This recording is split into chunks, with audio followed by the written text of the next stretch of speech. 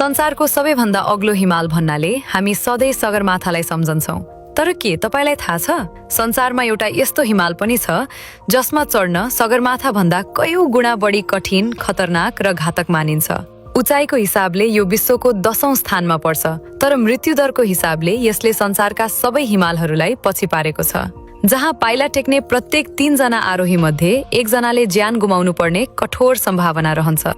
हो, आज हामी कुरा गर्दैछौँ किलर माउन्टेन अर्थात् अन्नपूर्ण हिमालको।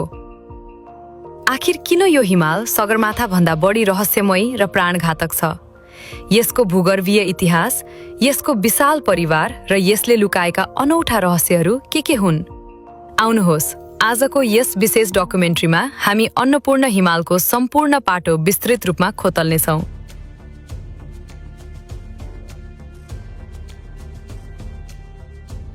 भौगोलिक रूपमा स्पष्ट हुनुपर्ने पहिलो र सबैभन्दा महत्त्वपूर्ण तथ्य के हो भने अन्नपूर्ण कुनै एउटा मात्र हिमाल होइन। यो 55 किलोमिटर लामो एउटा विशाल हिमश्रृङ्खला हो जसमा विभिन्न उचाइका अनेकौं चुचुरोहरू पर्दछन्। हामीले संसारकै खतरनाक भनेर चर्चा गर्ने हिमाल चाहिँ यो श्रृङ्खलाको सबैभन्दा अग्लो चुचुरो अन्नपूर्ण प्रथम हो, जसको उचाइ 8091 मिटर छ। तर यसका अलावा यस साम्राज्यमा अन्य अनेकौं भाइ-बहिनी हिमालहरू छन्। 7937 मिटर अग्लो अन्नपूर्ण दोस्रो उचाइका हिसाबले संसारकै 16औं स्थानमा पर्छ। त्यस्तै अन्नपूर्ण तेस्रो 7555 मिटर र अन्नपूर्ण चौथो 7525 मिटर अग्ला छन्।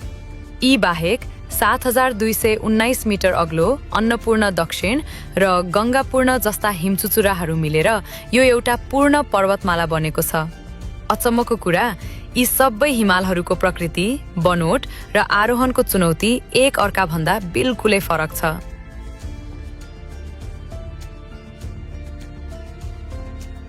धेरैको मानसपटलमा एउटा साझा भ्रम छ कि मानव जातिले सबैभन्दा पहिले 8000 मिटर भन्दा अग्लो हिमालका रूपमा सगरमाथालाई जितेको थियो।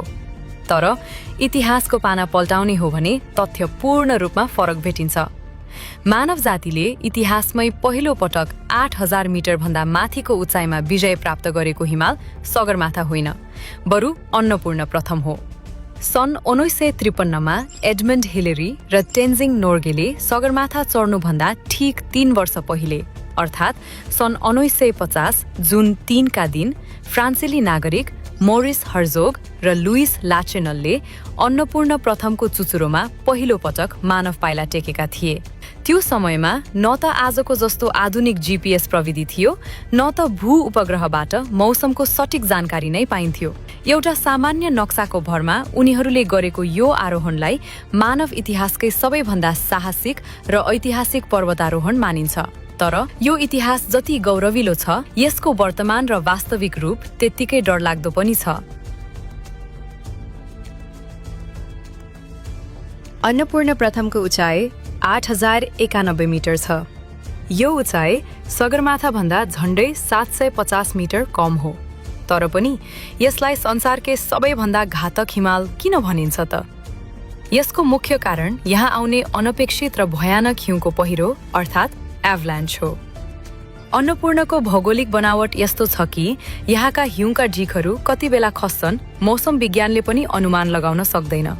तथ्याङ्कलाई क्रस चेक गर्ने हो भने अहिलेसम्म अन्नपूर्ण प्रथमको चुचुरोमा करिब 400 जनाले मात्र सफल आरोहण गरेका छन्, जबकि सगरमाथामा यो संख्या 6500 भन्दा बढी छ।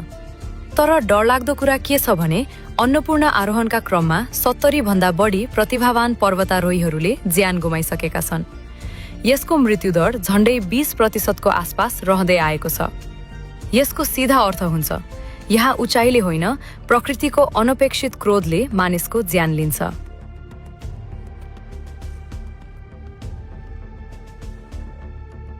अन्नपूर्ण क्षेत्र केवल हिउँ र खतराको थुप्रो मात्र होइन, यो पृथ्वीकै एउटा अनौठो भौगोलिक प्रयोगशाला पनि हो। अन्नपूर्ण हिमश्रृङ्खला र यसको ठिक पश्चिमतर्फ रहेको धौलागिरी हिमालको बीचबाट संसारकै सबैभन्दा पुरानो नदीमध्ये एक कालीगण्डकी नदी बग्ने गर्छ। यी दुईवटा 8000 मिटर भन्दा अग्ला विशाल हिमालहरूको बीचमा कालीगण्डकी नदीले विश्वकै सबैभन्दा गहिरो खोज निर्माण गरेको छ, जसलाई अन्ध गल्छी भनिन्छ। भूगर्भविदहरूका अनुसार यो गल्छी हिमालभन्दा पनि पुरानो हो।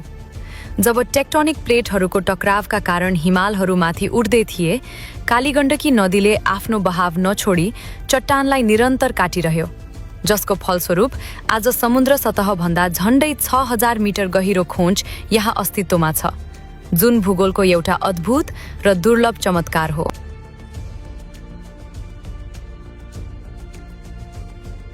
सनातन संस्कृति र आध्यात्मिक दृष्टिकोणबाट अन्नपूर्णको अर्थ निकै पवित्र छ। संस्कृत भाषामा अन्नको अर्थ भोजन र पूर्णाको अर्थ भरिपूर्ण हुनु हो। अर्थात् अन्नपूर्णको शाब्दिक अर्थ अन्नकी देवी वा पोषणकी देवी भन्ने बुझिन्छ। यस हिमालबाट पग्लिएर जाने पानीले नेपाल र भारतका विशाल मैदानहरूलाई सिंचित गर्छ, जसका कारण करोडौं मानिसको थालमा अन्न पुग्छ। त्यसैले यस हिमाललाई साक्षात देवीको रूपमा पूजा गरिन्छ। भौगोलिक रूपमा यसको वरिपरि फैलिएको अन्नपूर्ण संरक्षण क्षेत्र एसीएपी नेपालकै सबैभन्दा ठूलो संरक्षित क्षेत्र हो। 7629 वर्ग किलोमिटरमा फैलिएको यस क्षेत्रमा संसारकै दुर्लभ हिउँ चितुवा, कस्तुरी मृग, नीलो भेडा र सयौं प्रजातिका चराचुरुङ्गीहरू पाइन्छन्। यहाँ विश्वकै सबैभन्दा ठूलो लाली गुराँसको जंगल समेत अवस्थित छ, जसले वसन्त ऋतुमा यो सम्पूर्ण क्षेत्रलाई दुलही झैं सजाउने गर्छ।